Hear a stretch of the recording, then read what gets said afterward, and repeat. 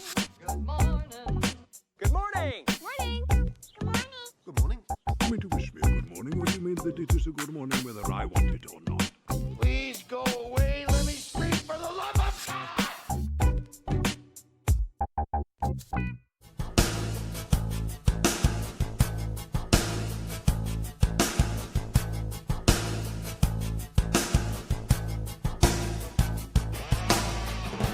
Hey, this is our third to last show of the year, Ben.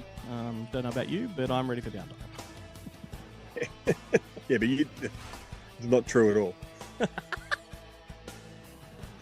It's not true at all. We're lucky. We're lucky at Good Movie Monday if there's two, despite not actually officially being back. We don't get. We're lucky if there's 2 weeks downtime before I start getting text messages. I've been thinking about next year's show. Hey, I'm spent. I'm spent, and right now I'm also recovering from a bit of a party, as I assume you are, although you didn't quite get as messy as I did. No, I avoided the mess. I saved the mess for when I got home, if you know what I mean. Well, only like a matter of days after that big party that we had, my entire plumbing backed up, and like I had almost had shit everywhere, man. Like, imagine if that had happened during the party. I left that party early. It couldn't have possibly have been me. Well, you know, it's somebody. I don't want to point That's fingers. my story. But speaking of plumbing, that's the hilarious. The hilarious thing is the reason we aren't recording together this week is because I was due to fly up to Brisbane. I am not flying up to Brisbane because I have severely damaged my ankle in a toilet-related mishap. Because I decided foolishly to watch part of the latest episode of Yellowstone while I was sitting there, and that literally sent my leg to sleep. So when I got up, when I finished my business and stood up, my leg had completely gone to sleep, and by I mean like not pins and needles, like it was dead. It was like someone had flipped off the nerve. So I almost went ass over tit into the glass shower screen. Jesus. Next to the toilet. But yeah, totally. All my considerable weight onto my ankle that was not in any position to support my weight. I'm now on crutches. It is a disaster, but I'm glad if it was going to happen anywhere, I'm glad it happened because of something I was doing in the bathroom. Well, yeah, Yellowstone is quite an appropriate title. Yeah.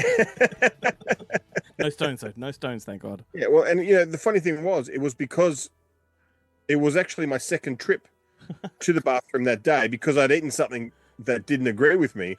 So the color was not its normal color. It was somebody called the probiotic doctor because something's going wrong inside of Ben. Yeah, welcome everybody. This is Good Movie Monday. Apologies. I'm Glenn Cochran. He's Ben Helwig. We do love movies, especially Steven Seagal movies. Am I right, Ben? Damn straight. Damn straight. So for the next 90 minutes, we're going to be talking about all things Steven Seagal. Can't wait. Of course, this stems from last week's episode when the boneheads foolishly made the grave error of declaring there only are two good Seagal movies. What is that about? Still can't get over it. No, it's outrageous. So we're going to prove them wrong. Like, don't get me wrong. There are a good, 50 terrible Seagal films. Yeah, of course. But there are still a good 30 or 40. Like, I think the balance tips because when Seagal was I think to this day remains one of the biggest DTV stars. Like his movies back in the video store days, even the ones that didn't hit theatrical, they would rent their pants off. Well, he discovered the formula. His production company realized they could produce a film a year for $1 million, and by the time you factor in all the sales throughout the world, they're like tripling their profits at least. So it's a very clever model, profitable. And he certainly wasn't getting any theatrical action. So why not? Yeah, and some of them are actually okay. Yeah, some of them I agree. Are fine. I'm going to talk about one a little bit later on. But of course, we do have all of the usual bits and bobs coming up on the show, so don't worry about that. Jarrett Gunn is going to be here to talk about physical media. He's gonna. I don't know. I wasn't here for this one. I had this plumbing issue to take care of. So Ben emceed all the way through that. How'd it go? Well, you have to listen and see, mate. Okay. I'll just pretend when we get to it that it was good. Yeah. Or that you did it at all. Shit. The Boneheads from Kentucky are also going to be here to make amends and take over the show for 5 minutes and just impart their bluegrass words of wisdom upon you. We've got 2 songs coming up: Ben's Terrific TV Tuesday and this. It's time for Glenn and Ben. Fun and events. To talk about Hallmark Christmas movies. Cause it's their show and they'll do it if they want to.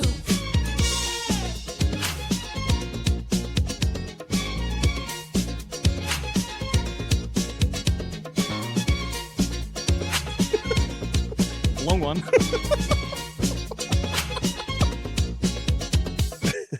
There we go. Far out, dude. Ben cannot hear this right now. He's not at the desk, so he can't sitting there in hear silence. it. And that was a really long one. What the fuck? It was a really long one. And the best thing about it is that this week it's a shorter week for us. We usually there's usually a good 7 days between recordings. There was not 7 days between this one, and I have not watched a single Hallmark movie this week, so I got nothing to talk about. Well, that theme song is longer than the theme. That's right. The theme song made up the time. Perfectly done. Yeah. Well done. You preempted that one nicely. But what I can talk about that's just landed in cinemas that I saw the other night is the new Pharrell Williams movie, Piece by Piece, that I wanted to quickly mention. I highly recommend this. In fact, this might make my top 5 of the year. It is a documentary about the work and the life of Pharrell Williams, the singer that sings, Happy and various other things, all done in Lego, and so brilliantly done in Lego. So it is a documentary with talking heads to the camera, but everyone is just Lego.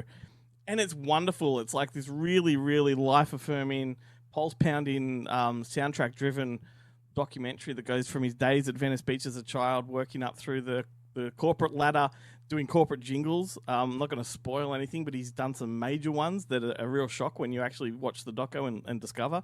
All the way through to his NERD days, all the way to his solo stuff. It's just a really fantastic doco, and everyone was shocked. We were in the cinema, and I could hear people behind me talking about how this is going to suck, and this is just another dumb Lego movie, and what's Pharrell Williams doing making a fucking cartoon?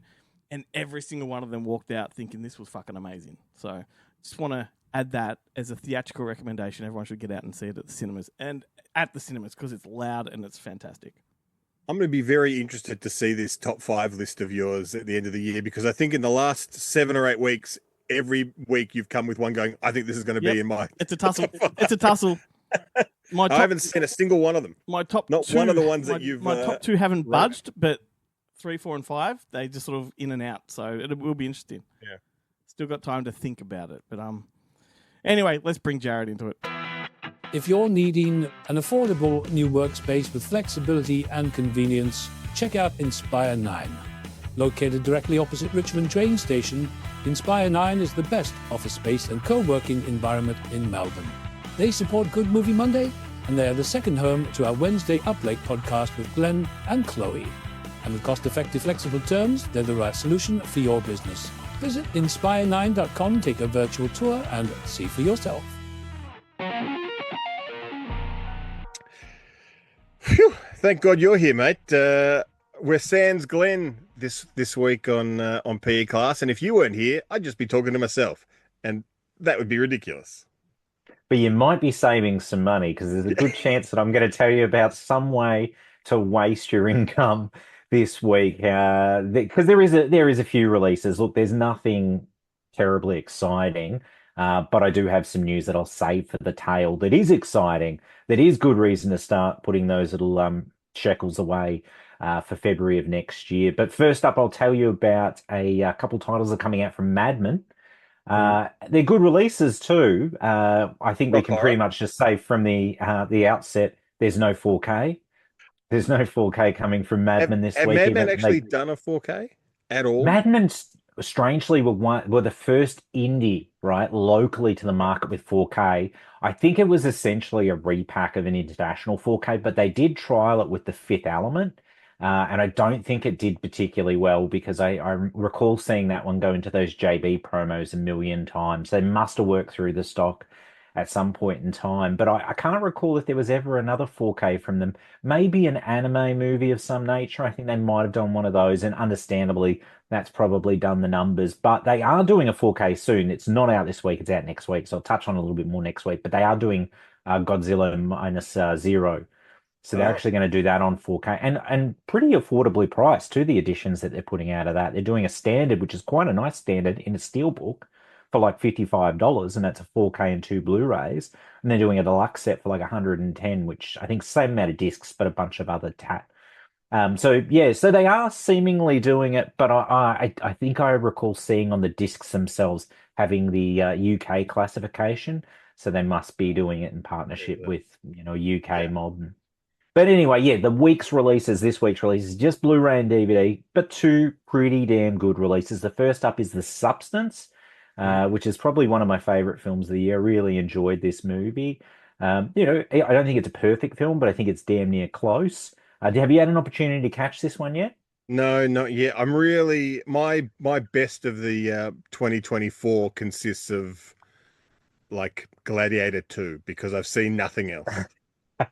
You And lie, that you've seen more contemporary films this year than I have. probably, yeah. My memory is really bad. Otherwise, that's why I had to rely on Yeah. Gladiator 2 because that was the one that I thought the most Came as recently. first to It mind. was the Yeah. first one. It is not going to be in my top 10 list, but I know that most of the really good films that everyone, especially Glenn, has been championing, I have not seen.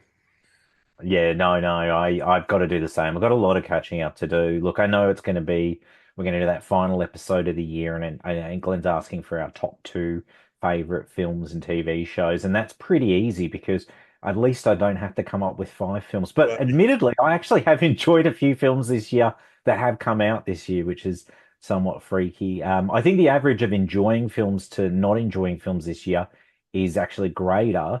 And surprising because I haven't watched that many films, but I think I use you guys as filters, as barometers right. for whether or not I should engage with something.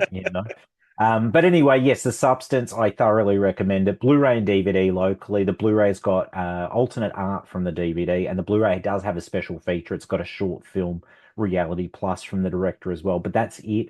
I do know that it's getting a 4K release in the States, but I don't think that's till January, February next year. And I don't believe it's getting a 4K in the UK, but I might hold out just for the 4K because this film will benefit from 4K because it is visually stunning. I think you're really going to enjoy this one, Ben. Try and watch this one before the end of the year. Yeah, to put it in 'Cause my list. it's out this week on physical, but you can get it on digital as well. Rent it on digital and watch it. I know there's a lot of aerobics action that happens in it, and that's right up my alley. So Absolutely. Danny, when we left the cinema, Danny had even said, she goes, has Ben seen this? Ben's really going to enjoy this. And I said, I know, it's a total, Ben's going to love it. I think didn't she Moving on. also say that about was it Hellhole? Or which I still haven't got around to watching, but I'm sure Yeah. similarly love Hellhole. Was it Yeah. I think it was one of those ones where I can't remember if it's the school. What's the one with Linda Blair? And she's like on the video. That's Hell Night. Hell Night. Was it Hell Night that Hell she Night. said I would really enjoy? Hell Night's Hell a Night or classic. Hellhole? But Yeah. both of them. Both of them. Hellhole's a good film too, as well. I do like. I think is Hellhole the one that's got Marlene Lynn Fields in it as well?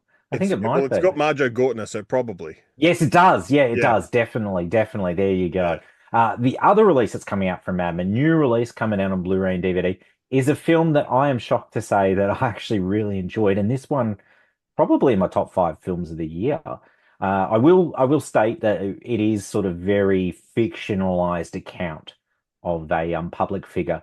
So this one's The Apprentice with Donald Trump, and yeah, so the liberties are taken here and there with things, and so yeah, I went in kind of just going in to enjoy a movie. And look, it's just so brilliantly shot. And I've never been a big fan of that Sebastian Stan as an actor. I think he's fine, don't get me wrong. but I've never seen him in anything that's made me actually go, yeah, I really like this guy. In fact, most of the time I look at him and I go, oh, this guy's kind of smug. I don't trust him. Admittedly, he's played plenty of I was characters you gonna say, shouldn't trust, like in like Fresh. in Fresh. I was gonna say that's the Yeah, perfect casting. absolutely. But him as Trump in this, God, just the mannerisms, the delivery, everything about it. It's a really compelling film, even if it is a work of fiction, and it's about like his relationship with Roy Cohen, who's the lawyer that pretty much made him. But it is, yeah, it's a fascinating watch, and the way that that moves through the eras is terrific. How they've done it on a visual level.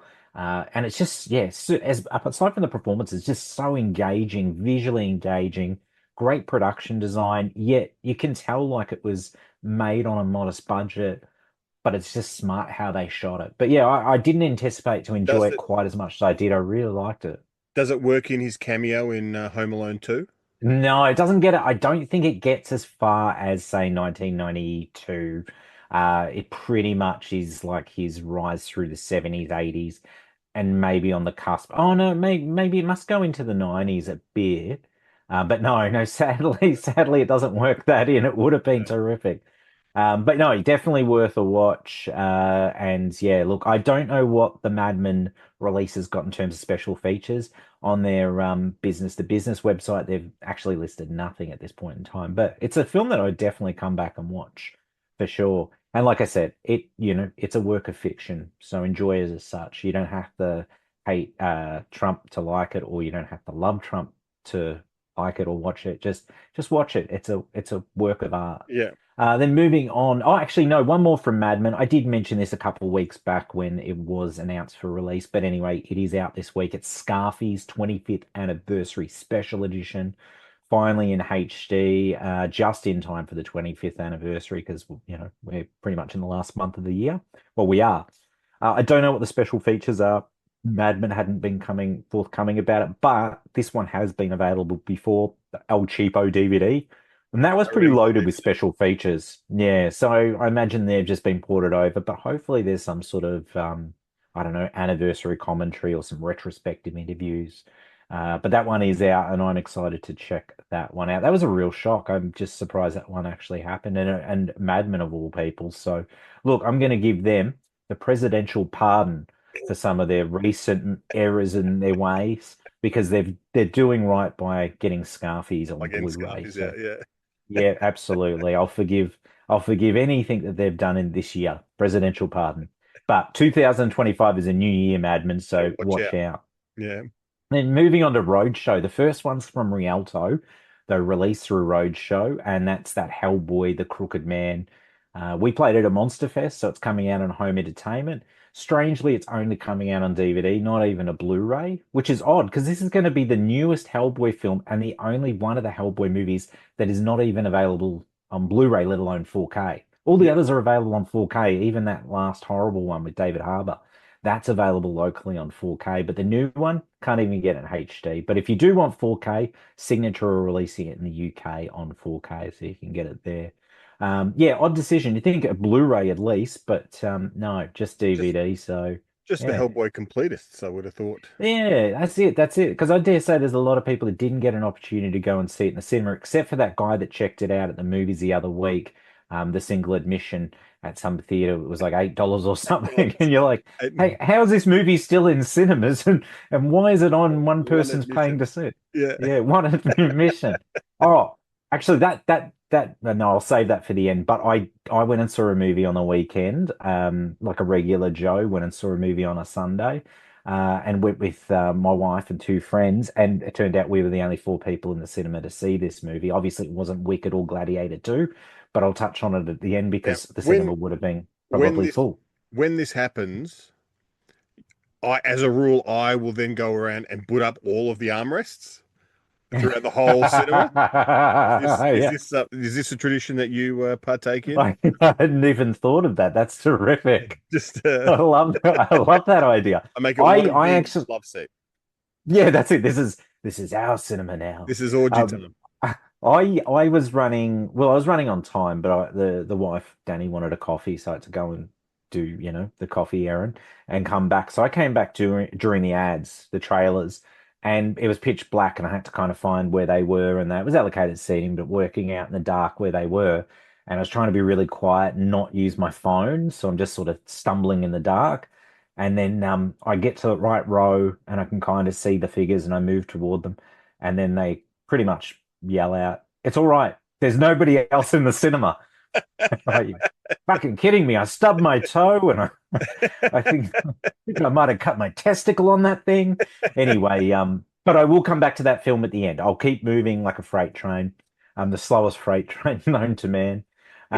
Like that freight train in The Gauntlet. Didn't that have that actress? She was in Hellhole. Marnine Lynn Fields. That's the one. Yes, I yes, believe yes. she jumps off that freight train. She does. It can take a fall, God bless her. Moving on, Roadshow. Oh, one other release from Roadshow. This one's coming out on Blu-ray and DVD. I don't know if you saw this one or not. I don't know if Roadshow did preview screenings for this one. Never Let Go. It's the new horror film from Alexandre Auger, the director who did like High Tension and the Hills Have Eyes remake, and of course, Piranha 3D. I don't know. The title is just so Oh, generic. it's super generic. It reminds me of that other movie, Never Let Me Go, with the chap from the Spider-Mans, the middle Spider-Mans, the Amazing Spider-Mans. Garfield. Yes, Andrew Garfield, the good actor. Yes, and Oh, Never Let Me Go was a fantastic film, incredible. I think I might have even made you buy it at one point. We're in JB, and it might have been $6 or $8, and I'm like, "You've got to get it. It's too cheap not to buy." That one and The Jacket, I think, was the other one that you're like, just don't read the back. Yeah, Don't go into it. Don't know anything about go it. in blind. Just blind. Go in It blind. ruins it. Which Be is how I feel about surprised. Flashpoint. You can't read the back of the slick. I remember you saying that. So when I did Can't- finally watch it, no, don't Just read the go into it VHS slip. completely Don't do blind. it. Yeah. Don't even look at the cover for too long. No. Just go in raw, as they say. That's the way to go. Is this Never Let Go the one with Halle Berry? That's the one. Yes. No, I didn't. Yes. I have not seen it. No. It's like a Quiet Place kind of esque, a little bit seemingly apocalyptic or post-apocalyptic. It's good. It just feels like it could be better, and it also feels like it's not so much the production budget or anything technical about it. It's more just I think we've grown so accustomed to seeing these kind of stories on TV that it feels like this is kind of like a TV show, like From or something of that nature, or that one that I haven't started that I've been meaning to that James Wan produced that you've spoken of, Pocket Bread or something. And it's not called Pocket Bread. Peckerhead. It starts with a P. Pocket Bread. It's going to be Pocket Pocket Bread from Bread. now on. Pocket Bread is the new name. He's got a gas mask. I'll put it into IMDb, aka Pocket Bread. Pocket Bread. What's that show where he's got the gas mask and you've been watching it? It's like a Peacock series in the States, Binge here, I think. Yeah, not Teacup. Oh no, that's it. Teacup. I Teacup. think Teacup. Yep, Teacup. Pocket Bread, Yeah. aka Skinfold. Yeah, Yeah. I have not watched this one. I'm keen to see it, but that's what this reminds me of, like a From or that sort of. It feels like it could be a TV show. Look, it's fine. It's fine. It's fine to watch on streaming. Just Perfect. don't rush out to buy it. Don't rush out to see it in the cinema like this idiot did. Got to be more selective with the movies that I go to see theatrically. Which brings me to my next point. Something that I did go see theatrically, that one I went and saw, and it turned out we were the only four people in the cinema on its opening weekend. Admittedly, it was Sunday at 10:30 a.m. at Sunshine, so it probably wasn't the key, market for this particular film. The Dead Heretic. Man. Heretic. Yes, I have seen. Yes, that was great. And you see, I really love this movie. Like I felt like I was going to love it based on the trailer, but look, I've been disappointed by trailers countless times. I've made trailers for disappointing films. But so like the trailer, I just felt like it couldn't live up to the trailer. I really enjoyed it from start to finish. Thought it was very clever. I loved Hugh Grant in it. It's of course his villain era Hugh Grant. But yeah, there's no one else in the cinema, and it was heartbreaking because I mean, this film does not stand a chance. I mean, Yeah.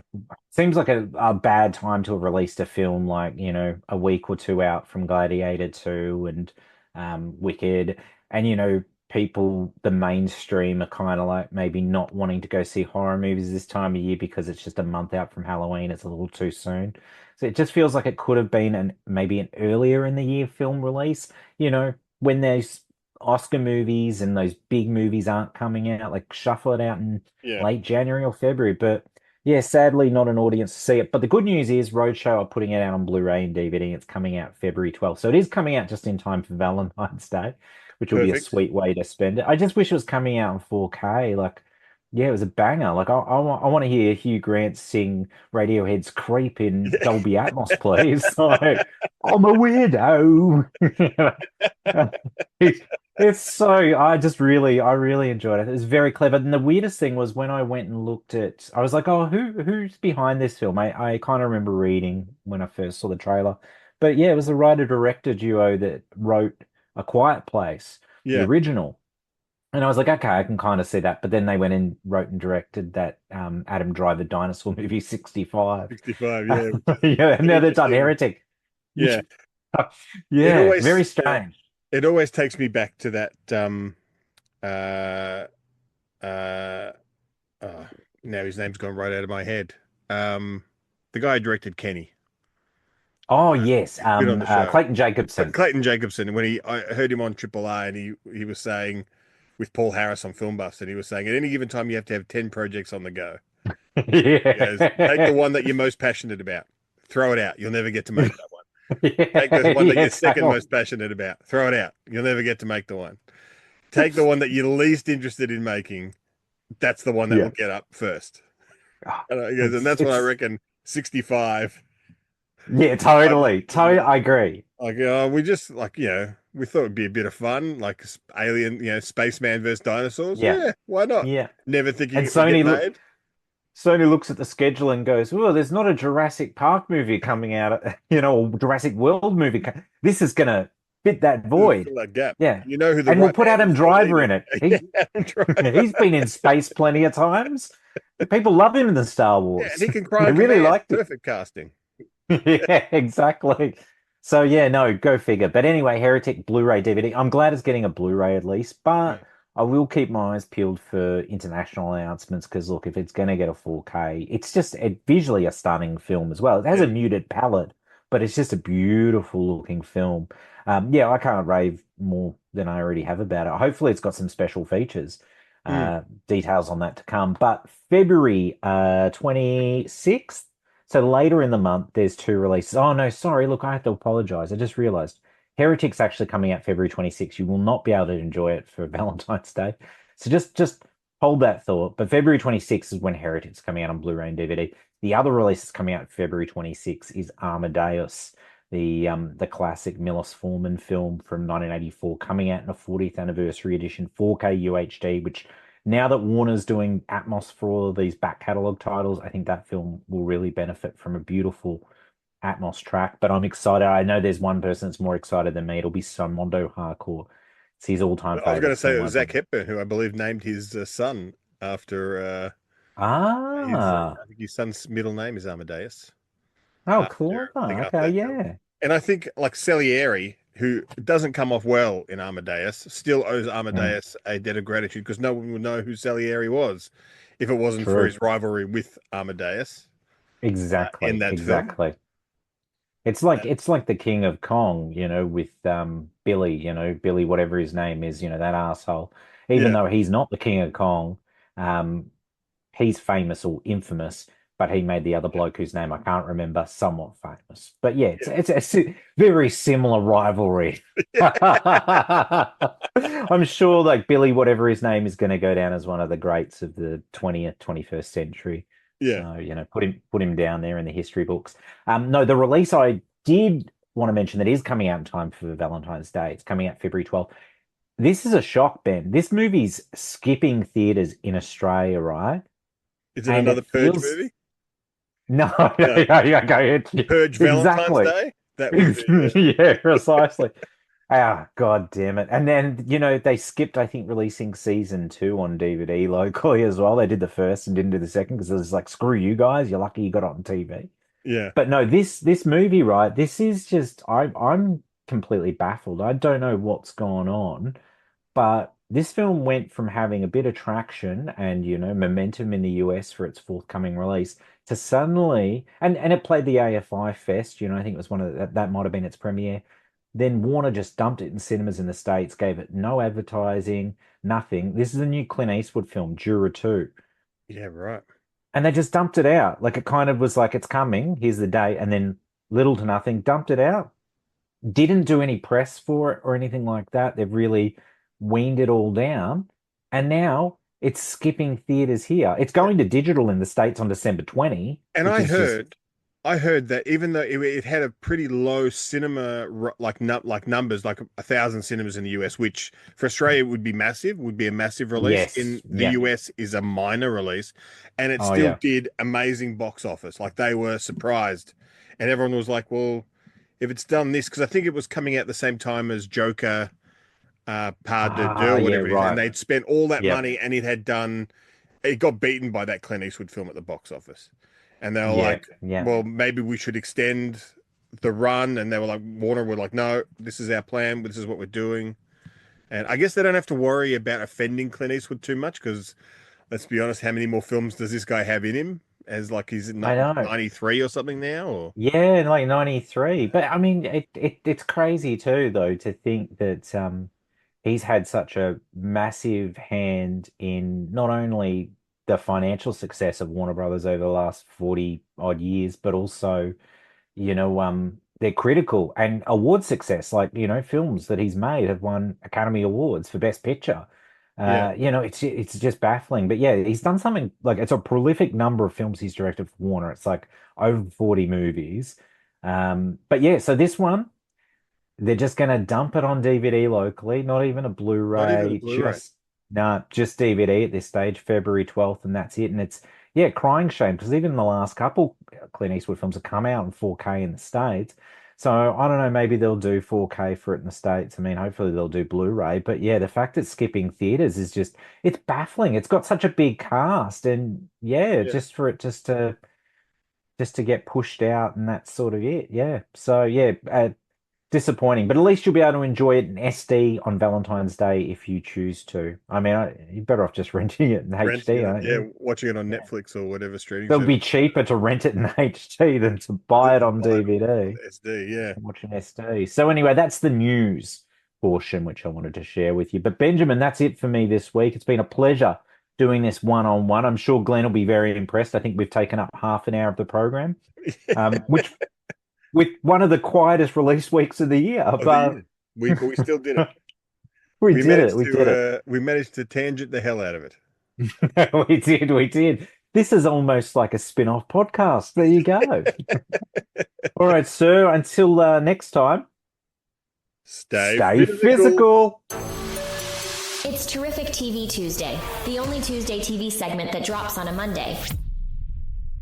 Luckily, considering the show is themed on Steven Seagal, a noted action movie star of both size screens, I guess, like the big screen and the small screen. Luckily, he has done a couple of TV shows. Surprise, surprise. Hold that thought. I make a living in the movies, but for the past 20 years, 11825 code 6. I've also been a cop. And along with some of the finest deputies on the force, I serve the people of Jefferson Parish, Louisiana. Code 94G, shots fired. My name is Steven Seagal. All units respond. That's right, Steven Seagal, Deputy Sheriff. I love it. Man, he really struggles with his syllables, doesn't he? He does. Look, he's a fascinating guy. Before the show started, I was reading his Wikipedia page, and it mentions several times about how he's a pathological liar. Oh, I'm so glad you said that because I would love to read out something that I also saw on Wiki, and I felt this was hilarious. So this is in regards to Lawman, the what kind of, what do you call it? Police true crime? What is this? What's the format?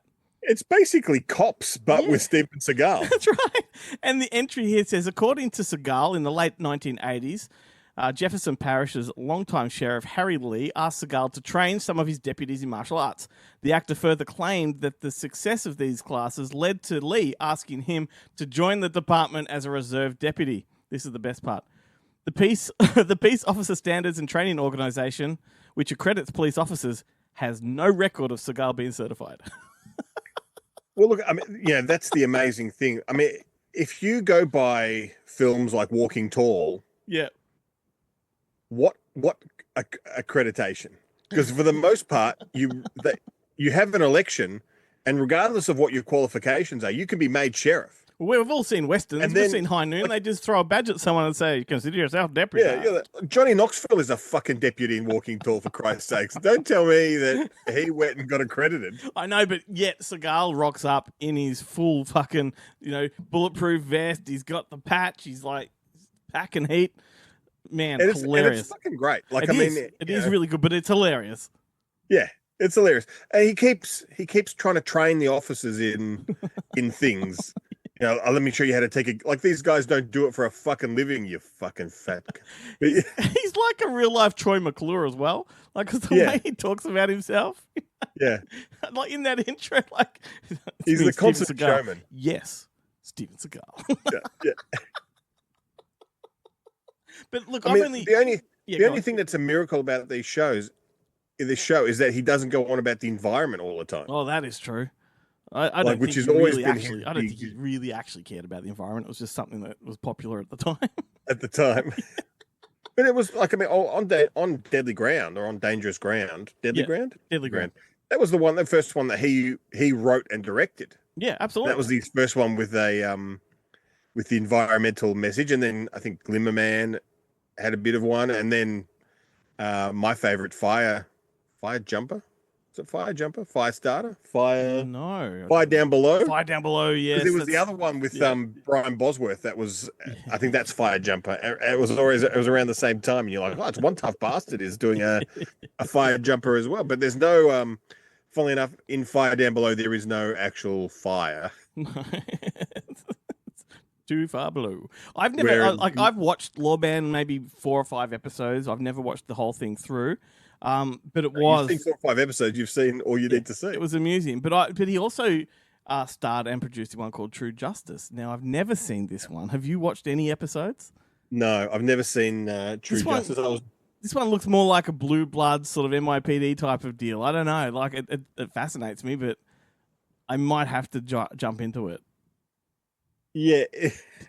Look, it's another one, because I know that Lawman was halted between seasons 2 and 3 because of the accusations of his personal assistant, who made all these claims about him wanting her to join his harem and sex trafficking and all this sort of stuff. And then they asked the producers of the show, like of the sheriff department, were they going to investigate any of this? And the guy's like, well, we will. If she makes a criminal complaint, we'll investigate. Never made the complaint. No. Dropped the lawsuit 6 days later. Yeah. I don't know if Seagal paid her off, or you never really a party to all this stuff, but it does sound like, like the sex trafficking stuff. It's a bit much to just go, well, okay, give me a couple of $100,000 and I won't say anymore. Like, and it's an easy accusation to throw out there when he has a lot of ties to Russia. Yeah. There's a great interview of him recently with Scott Atkins. I think I shared it with you in a chat. I don't know if you watched any of it, but it was actually like really, really fascinating talking about Seagal's career and his early work and stuff in Japan. And Atkins said to him, like, you were the first white man to own a dojo in Japan. He goes, well, I'm not white. He goes, my mother's like Cherokee or Native American of some sort. My dad's Russian. He's not white. I had no idea. Well, his according to once again, you said he's a bullshit artist too. Wikipedia, yeah. His mother is of Irish descent, and his father is Jewish. His paternal grandparents were Russian Jews. Oh, so, like, there is Russian, but he's I saw this stand-up special, or this stand-up performance of this I can't remember, Sienna Burton or something like that. She was doing a lot of Kamala impressions during the election campaign, and she did one where she was like, she was talking. She's half Asian, half black, and she was like, "Is anyone in the audience biracial?"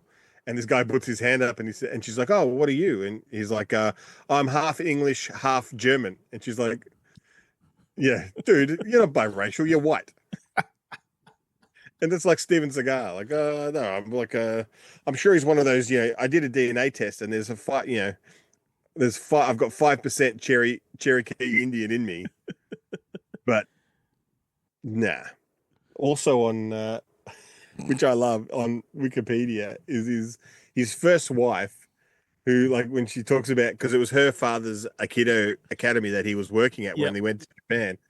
And she says, this is great. The only reason Stephen was awarded the black belt was because the judge, who was famous for his laziness, fell asleep during Stephen's presentation.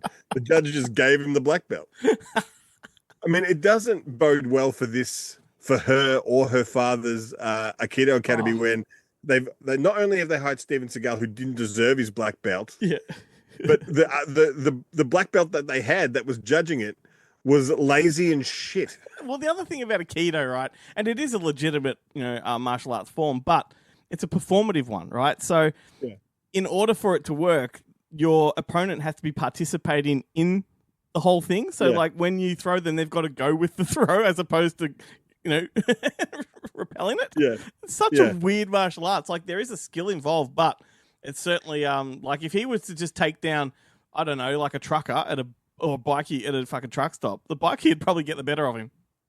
Yeah, I read, like, like even Jackie Chan was, people ask Jackie Chan all the time, like, what would happen if you fought, Arnold Schwarzenegger or whatever it is. Well, he goes, if he hits me once, that's it. Yeah, that's right. The only thing I've got is to try and not get hit. It's like that. It's like that fucking Bruce Lee thing in Once Upon a Time in America. Yeah.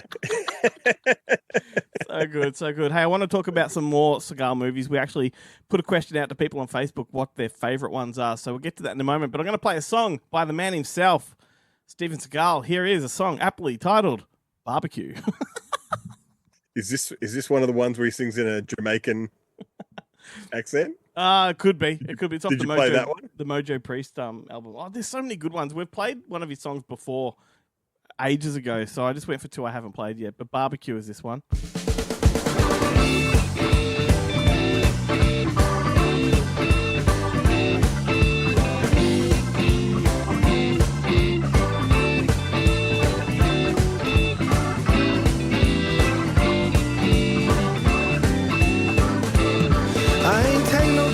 Barbecue, I've been down this road before.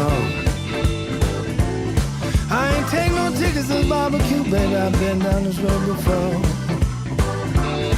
I opened my eyes, I saw the light. I ain't messing with you no more. I got something new. Well, you and I are through. But baby, we're cool. We're cool like a polar bear. When you see my new girlfriend, you gon' have to change your underwear. Oh, baby, you lie. The only girl she gets, you have to buy. Oh, you lie. The only girl you get, you have to buy. And you never work, you're always drinking. You just sitting there thinking. I said, baby, you say that because you're jealous and bitter. And that might be because, I had your sister in the babysitter. But we're cool, baby, we're cool here in Memphis. Let me say goodbye and go like this.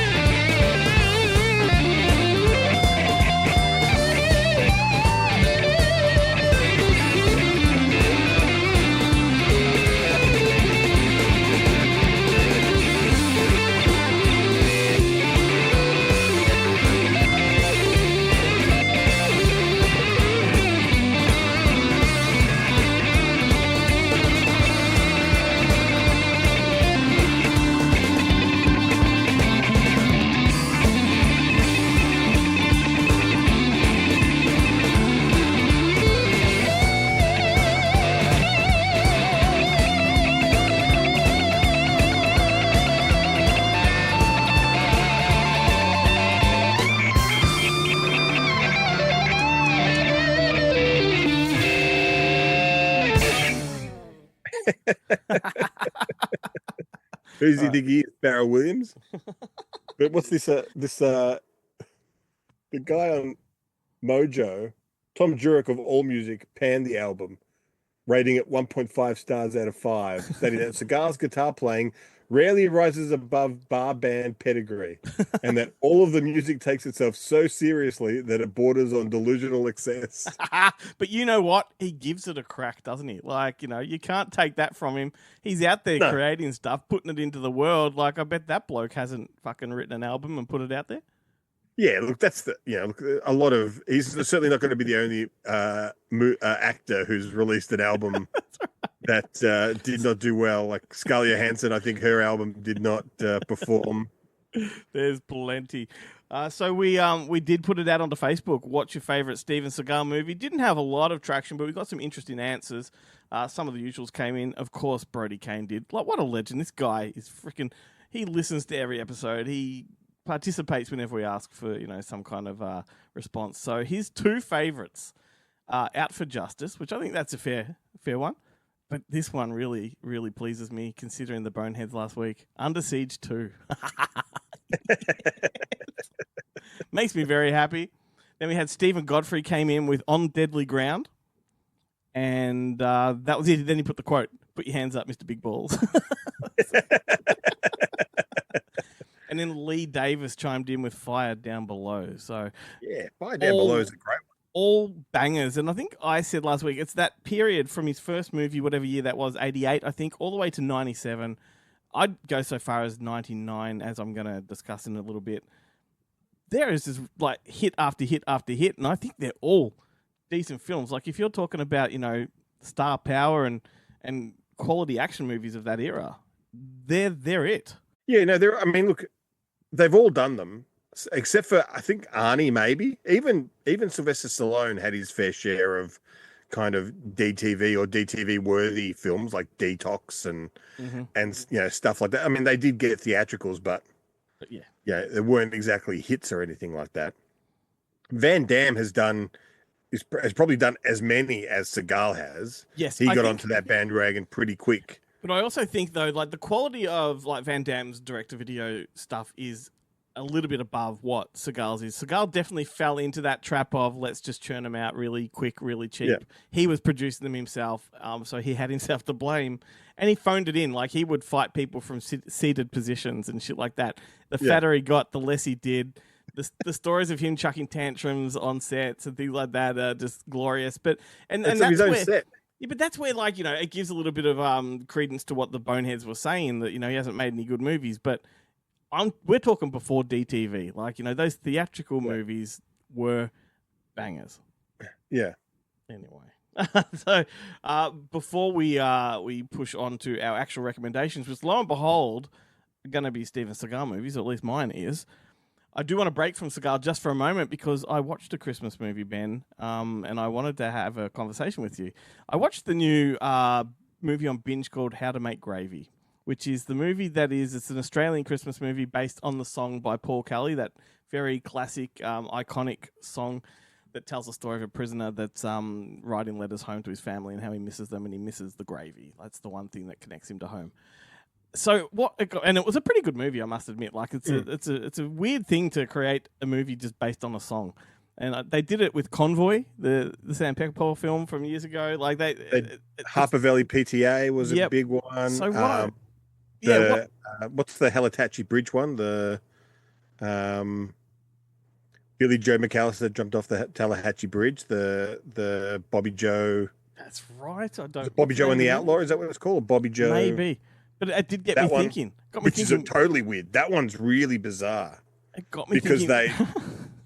they don't explain why he jumps off. In the song, they don't explain why he jumps off the bridge. And so when they made the movie, they gave to the screenwriter, like, you know what? I'm going to make it that he's gay. And he gets caught. And that's why he commits suicide. And you're like, out of nowhere from this country and western, like...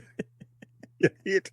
Just totally bizarre. I love it. There's not a lot of deviation in How to Make Gravy, I must admit. I was very impressed with how they stuck to the song and got so much out of it from this film. They did add a character. Hugo Weaving plays sort of a father figure in prison that sort of, helps get him through his time. That's not in the song, but he connects a lot of things to the song. His character does sort of, work within those parameters. Anyway, it got me thinking, what are some songs you reckon would make good movies? And I'd have to kick it off by saying maybe another Paul Kelly one, To Her Door, which is obviously one of his most famous songs of all time. But that song is a prequel to How to Make Gravy, which I didn't know in the first place. It's the same character. Right. Yeah, I didn't know. I didn't know apparently, that. apparently it's a trilogy. There's another one I think that came after How to Make Gravy. So that would be an interesting trilogy of films. That would be interesting. I mean, look, I know Paul Kelly is considered one of Australia's greatest storytellers, but for me, Australia's greatest storytelling songwriter is Kevin Bloody Yeah, Wilson. I was going to say, where's my fucking bike? No, I was going to say I was rooting in the back of the ute. That'd make a good one. But no, seriously, the, of all Christmas movies, that'd be a good one. Where's my fucking bike? But they did do that Kevin Bloody Wilson movie, the animated one, where they crammed all of his songs into it. Yeah, right. Well, what's the It's not. There's not rooting in the back of the ute. What's the the one where he has he was over before it began. The one where he's trying to have sex with his girlfriend. And he just keeps coming in his pants, and it was over before it began. Who did you prefer back in the day? Were you a Kevin Bloody Wilson man or a Rodney Rude guy? Definitely Kevin Bloody Wilson, because I like the songs. Like for me, it was always Rodney Rude. Rodney Rude was funny, but he was just kind of like these kind of jokes, and I've got to say, like, it's funny when you're retelling them, but if you listen to too much of his stuff in a row, his fucking laugh just used to piss me off. Hey, get over here, you fucking cunt! Trying to torture that cunt's head. Look at that bastard. He's got fucking nits. Trends. Like that was. I fucking hate it when you go to Macca's and you go to the bathroom and the guy next to you got a quarter pounder, you've got a junior burger. Yeah, fucking hate that. Yeah. That was a great song. Maybe I fucking hate that. Yeah, could be a movie. Be a movie, yeah. What's the one where his grandfather goes to King's Cross? Oh, whore of King's Cross, how much is a root? They're barely songs. So. But I reckon Drover's Boy, the John Williamson song, would make a pretty decent film. Really keeping it very localized, very Aussie-centric. Yeah, I'm just trying to, Well, a couple I would go for, like In the Ghetto, the Elvis song. I reckon that'd make any song that's a story, really. Yeah, I guess, yeah. There was, that's why I went, now I can't remember, now I've just gone blank on the song, but they sing it in the end of the Newsroom as well. Certainly not Jack and Diane. That'd make a good movie. No, that's why I went back to Memphis. That's why I went back to which is the same guy who wrote. I think he wrote the Harper Valley PTA, and he wrote maybe wrote the Tallahatchie Bridge song, whose name I can't remember. Bobby Gentry. That's the name of the artist. Yes, who sang that song. I would also throw into the ring possibly, well, my favorite band of all time is Ween, and their most epic song of all time is called Buenas Tardes, Amigo, which is a fantastic story of revenge. I think that's a great, that needs to be a movie. I wouldn't be surprised. I have seen film students have taken that song and done a music video to it and narrated, like the song has been a narration to what's happening in the film. But a full length feature Mexican Western would be amazing. Yeah, that'd be pretty good. Buenas tardes, amigo. You killed my brother. Prepare to die. I mean, at least you didn't say the pod or push it in the daisies. That would be Well, I mean, guy trying to get egg roll and cheese. 12 Country Greats would make a good one. Well, yeah. I mean, Mr. Richard Smoker, Piss Up a Rope, that's right. Japanese Cowboy, like every single one of those songs. Yes. Would make great films. Only you and I know what we're talking about right now. I don't think a single one of our listeners would. But you and I have also sung that album from start to finish in a car trip on our way to Supernova or fucking Comic-Con. 12 Country Golden Greats, 10 songs. There we go. Hilarious. You Were the Fool, Powder Blue. Like every song of that should have been released as a single. 100%. Like it's so Chocolate and Cheese. Like Ween have too many great albums that would all be fantastic. as movies. Some of them, Jesus. Well, they Like were in Spinal Meningitis got me down. That's Mister, would you please help my pony? yeah. Dude, they were in It's Pat. They've reached the heights of Hollywood. Yeah. Was it? And were they in Joe's Apartment as well, or is that No, that Boss was Hog? shit. That was a band called Shit. Shit. Well, the fact that we're able to do it with an MTV movie, The right? fact that we were able to do a tangent on Ween makes me very happy. So we'll we'll pull the plug on that conversation right there while I'm in a great mood. Welcome to Bonehead Weekly Fun Size. And this week, we're going to talk about the best cat movies. Kitty, kitty, kitty. All right, there you go. Chad. Mr. Bond. So I have to go with, as soon as we said we were going to do this, I have to do what I came up with right away, and it is honestly probably my favorite cat movie, 1985's Cat's Eyes. Yeah, I haven't seen it in a long time. The movie, and are you seriously? When was the gonna last sit time here you? and- No, when was your last time you saw it? It's been years. It's been years, but I mean, I have such fond memories of it. Yeah, I know reviews of it today. It doesn't it has you can't trust Rotten Tomatoes, but it has a 68% tomato on a tomato and a 54% on a popcorn meter. But man, like the whole scene, like my favorite segment is the one with Robert Hayes where he's on the ledge. That is by far my favorite scene. But I do give kudos to the cat fighting the little troll monster. Which is the only story that's not out of Night Shift. The other two are out of Night Shift. Like that one you're talking about with him out on the ledge is called, I can't remember what it's called, but the one with the smoking one with James Woods is called Quitters Inc., I think. Yeah. They're based on Stephen King short stories, except for the one with him fighting the troll monster. Troll monster. Yeah. And I just have specific memories as a kid of watching and the cat really in the first two movies doesn't play a central role. He's just there as a side, as kind of an observer. Yeah. He doesn't really play an actual character until the troll monster, which when that troll monster comes out, I'm never terrified of it. I'm absolutely find him hysterical. You're either on board or not. I know. I just haven't seen it in a long time. I don't know. I didn't go. I was just like, he's going to shit on this, and I can't believe Chad, he's going to shit on it. Which trolls are more horrifying?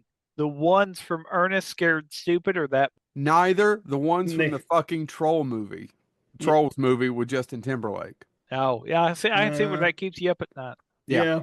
Because you've got this feeling down in your bones. Here's mine, which is actually also based on a Stephen King short story. I'm going to go from Tales from the Dark Side, the movie 1990. Cat from Hell. Oh, my God. With two fantastic actors, William Hickey and Buster Poindexter. I'm sorry, I can't remember Buster Poindexter's real name, but good performances for both. William Hickey plays an old eccentric billionaire, trillionaire, whatever they are called, billionaires now.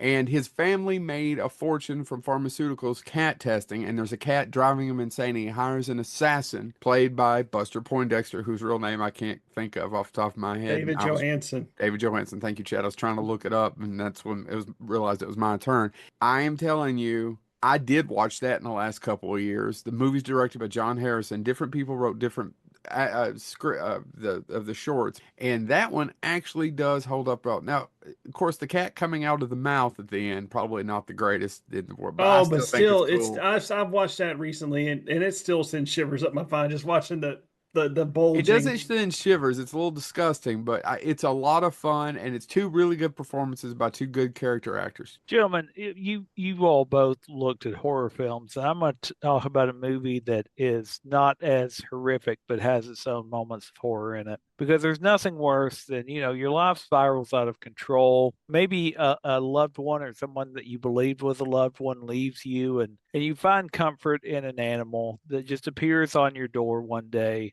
and then out of nowhere, Method Man came and stole your animal. I'm talking about the 2016 comedy Keanu.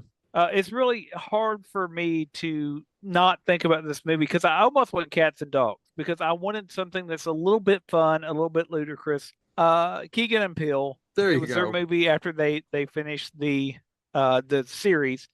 And it literally is about them having to fake being gangsters to try to get this cat back because he needs that cat. The cat makes him happy, and they named the cat Keanu. It has a 78% Rotten Tomato score if you go into things like that. But to be honest, I saw it at the Dollar Theater. I remember it being fun. It didn't rewrite my brain or anything. But as far as a movie where you're like, you know what? I mean, there's a lot going on in that film. The cat's just a small part of it, but it's a lot of fun. I remember having fun watching it. So there, Keanu, cat movie you should check out if you haven't. Wow. Bonehead Weekly, fun size feline. Feline fine. All right, Ben. Let's recommend some movies. Also, thank you to the Boneheads. Don't know what they talked about because they haven't submitted their segment yet at the time of this recording. We're recording. That's right. That's on us for recording early. How dare we? But thanks to the Boneheads anyway. I hope it was a redemption story. I hope they talked about Seagal. I think they know we're doing this show. So hopefully they do. Nevertheless, all right, let's move on. Let's recommend some movies, then wrap up the show. I will kick mine off, Ben. All right. I'll go into 1998. It's the first Steven Seagal DT movie. Was actually made for theatrical, but plans got scrapped. It went straight to video. It is The Patriot. Directed by Academy Award-winning cinematographer Dean Semler. Starring, obviously, Steven Seagal. Gaylord Sartain, who I love. He's a fantastic actor. He's been in a bunch of Ernest movies. He's the fat guy from those.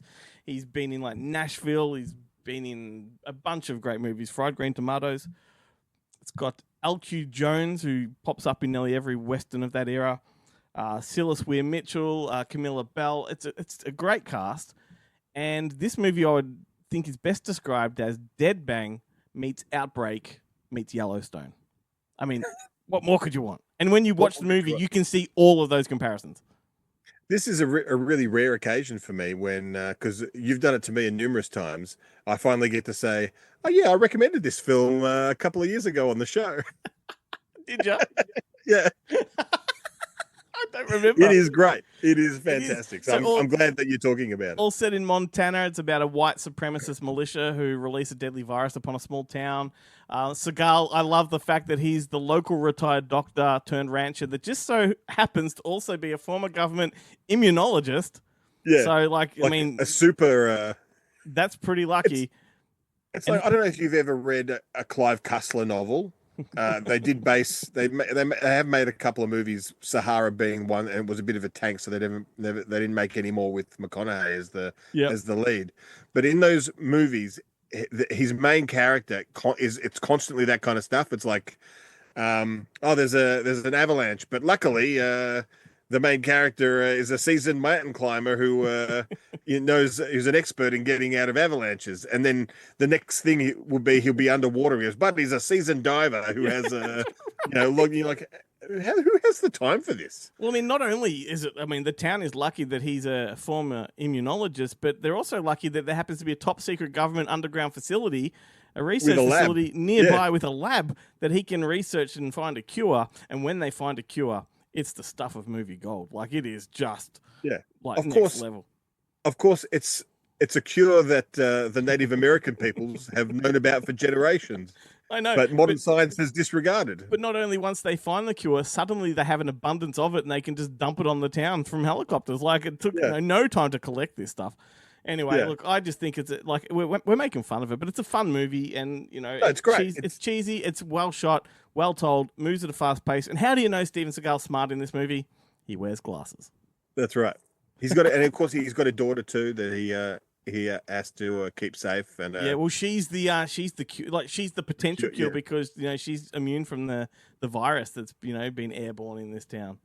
Yeah, and the militia guy is great, like a complete idiot, but great. Gaylord Sartain, he is just a fantastic. He's a real theatrical trained actor, and this is probably the most out there role he's ever done because he's usually the fat loopy guy, or he's like the lethargic husband that sits on the couch. But in this, he's like almost a tough guy militia, even though he's dopey. And who's this sidekick? He's like his little offsider who's like the real psycho. Silas Weir Mitchell, I think that's his name. Yeah. He's popped up in a whole bunch of things. He's one of those, his face, but you don't know his name kind of actors. Yeah.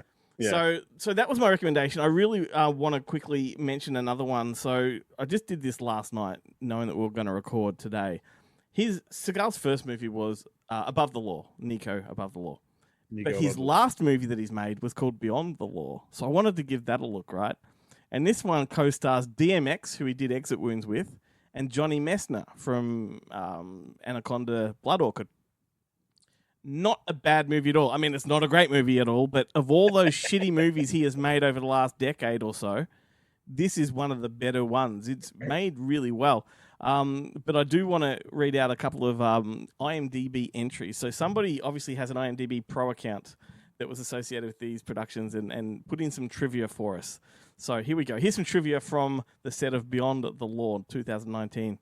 Seagal was stung by a wasp in his trailer and was very distressed and upset about it. Bizarrely, he refused first aid, but instead demanded an ambulance take him to the hospital. He didn't return to set for a week, causing scenes to be shot much differently and using bad body doubles. Despite these production problems, the cast and crew were happy to have a week without Steven Seagal on the set. And the short one next. Often considered the role of his career, Steven Seagal was nominated for and received a high school diploma for his performance.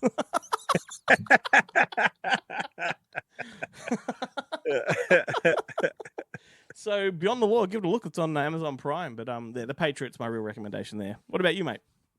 Look, I'm going to talk about his it was his return to form after a couple of years in the DTV wilderness, and it's 2001's Exit Wounds, which I absolutely fucking loved. I saw it theatrically when it came out. I think I may have even gone back to watch it again theatrically, is how much I liked it.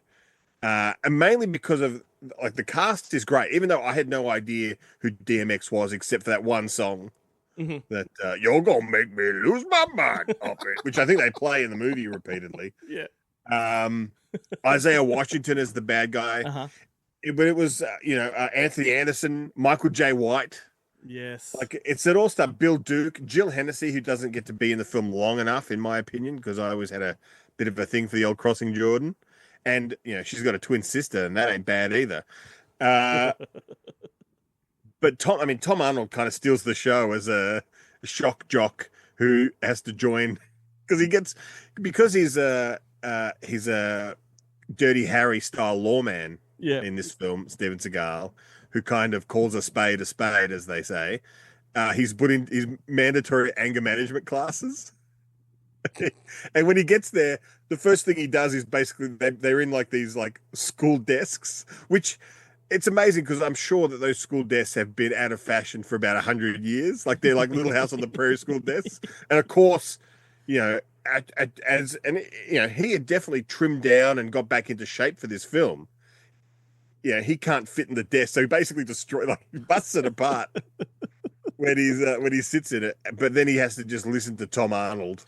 You know what? It's funny. It's funny because we as in society makes fun of Tom Arnold a lot, and yet he has a knack of stealing the show when he's in things.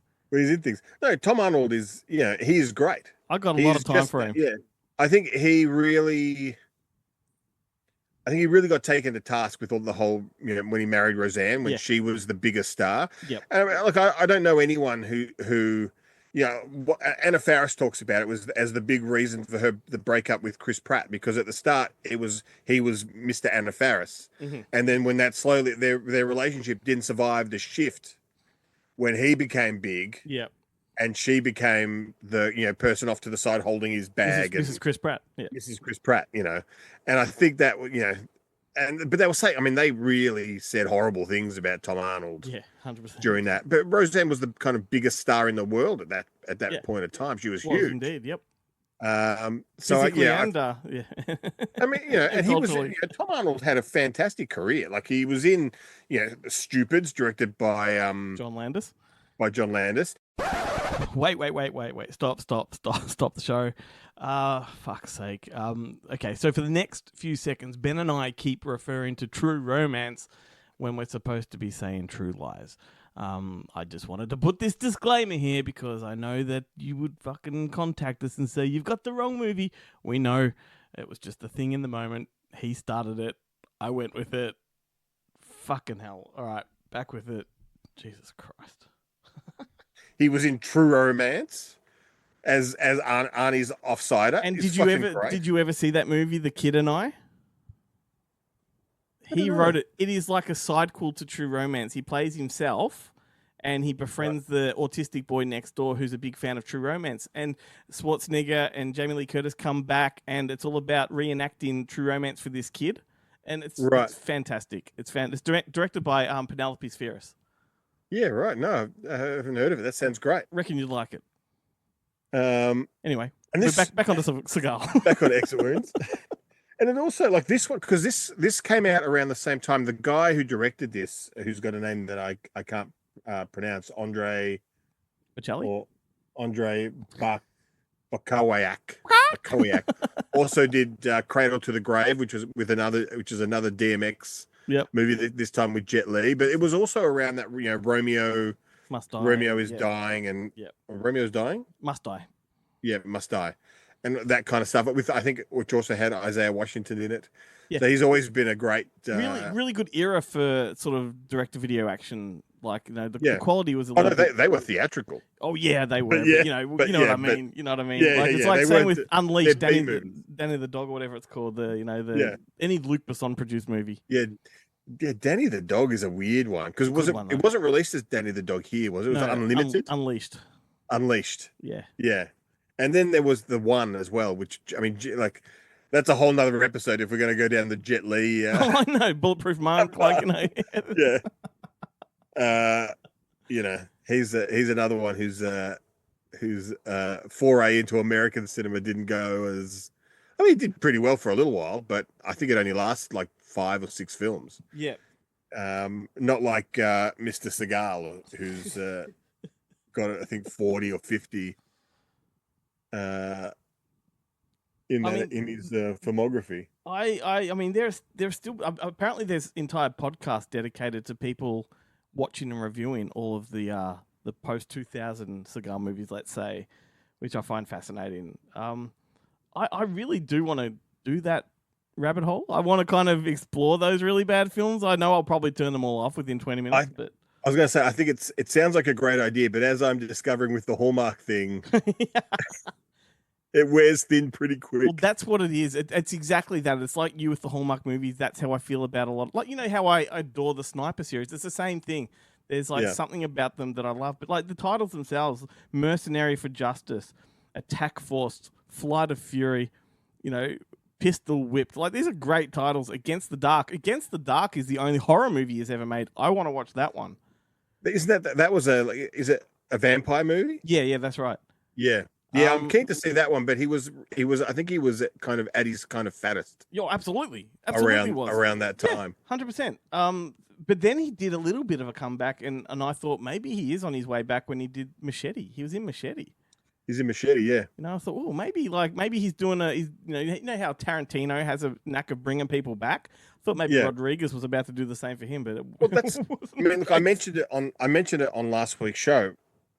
And I mentioned it in our chat with the Boneheads, but my theory was always that the Jim Belushi character in Joe Somebody was based on Steven Seagal, and it was him trying to, earn back because that's how he got his start. He was basically, Mike Ovitz, the then head of CAA, the most powerful talent agency in Hollywood, kind of had boasted about, I can make anyone a movie star. And his Aikido trainer was Steven Seagal. Yep. And he was like, "Yeah, come and be an out for justice." It was like he hooked him up with a Golan and Globus type production company to do it though, because it's very much a that kind of films that he started in. They were just pretty damn good. There was that amazing story of when Seagal was at the height of his career, and I think he was on the Warner Brothers lot. I think it was Warner Brothers, and he really wanted a boardroom to do, I guess, some training in or whatever. But that boardroom was occupied by Jack Lemmon, Walter Matthau, Donald Petrie, and the cast of Grumpy Old Men doing a read through. And apparently, Seagal just burst through the door and absolutely threw a tantrum that he wanted the room. Didn't matter that it was Walter Matthau and Jack Lemmon. He's like, he thought he was bigger than them and cracked the shits and then flew off in a fury. It's like, wow. I wonder what those two would think of that. Like, He was like, "Did you look at the notice board outside, Steven Seagal? Is your name on the pad? That's Did you book the room?" Oh shit! But yeah, definitely check out Extra Wounds. The other one that is super interesting. It's pretty hard to find. I think you can watch it. I think it may be on Plex Movies. Okay, it's not even on Tubi. Yep. But it's on one of those services. Is A Dangerous Man? Ah, yes, I do know this one. Which is a really interesting one. It's one of the few Seagal movies where he gets laid. He actually gets laid, but you're watching. The woman who plays his wife is absolutely stunning, but afterwards, after watching the sex scene, you're like, have I been having sex wrong my entire life? Because it's weird. It's a weird sex scene, but he's like an ex kind of mercenary who's imprisoned for 6 years for a crime he didn't commit, but he's a mercenary, so I'm sure he probably deserved to be in there anyway. But then DNA evidence kind of exonerates him, and they kind of, they offer him $300,000 to by way of an apology. But of course, his wife has left him, his life is over, and so he's pretty pissed off. But he gets out of prison, and he goes. It's so fucking. He gets caught. Like the actual movie is quite convoluted, but when he gets out of prison, he just walks down the street and goes to like this convenience store where there's two guys out the front who are trying to sell people their car. But when they kind of like, you want to buy this car? Of course you want to buy this car. And then he goes, yeah, I tell you what, why don't you just give me all your money? And then he basically robs them.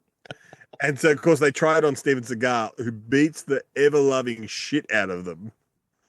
Like, to the point where he actually kicks one parkour style through the front window of the car. But then he opens the car door, drags the guy out, and steals the car.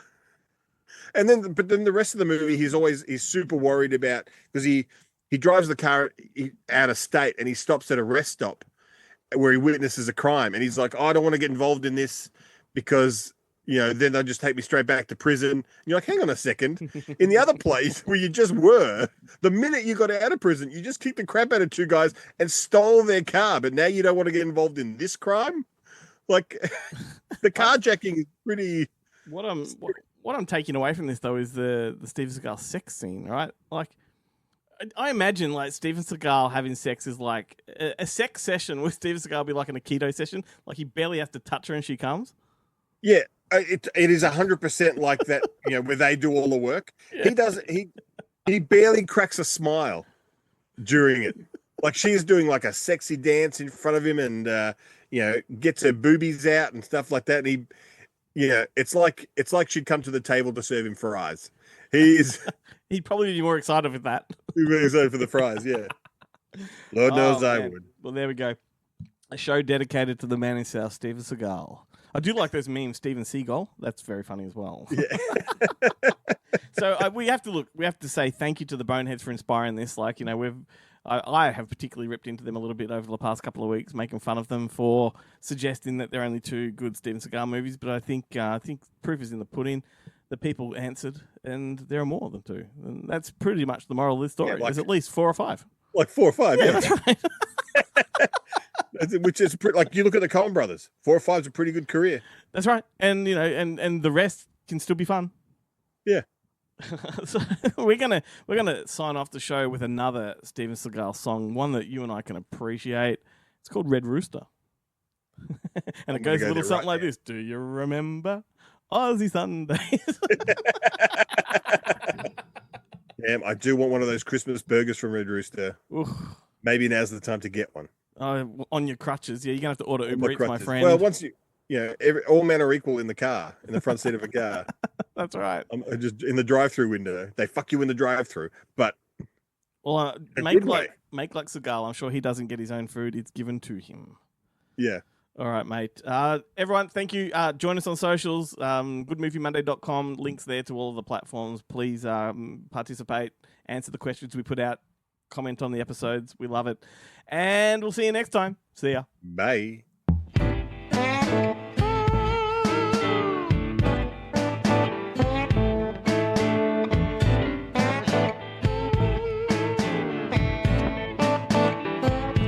I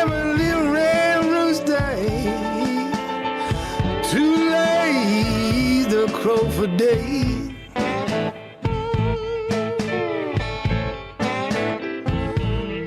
I have a little red rooster, too lazy to crow for days.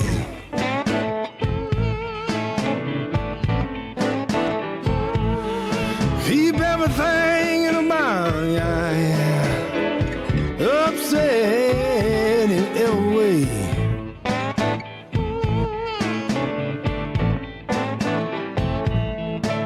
Don't begin to barking, hound begin to howl.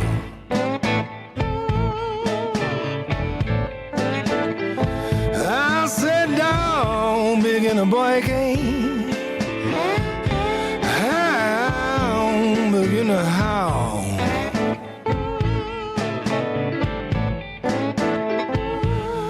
Oh, watch out, strange kin people, a little red rooster on the prowl.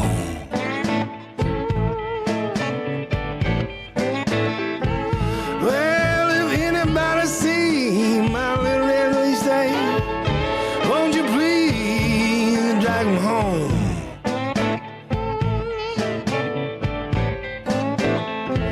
Oh, if anybody see my little red rooster, won't you please drag him home?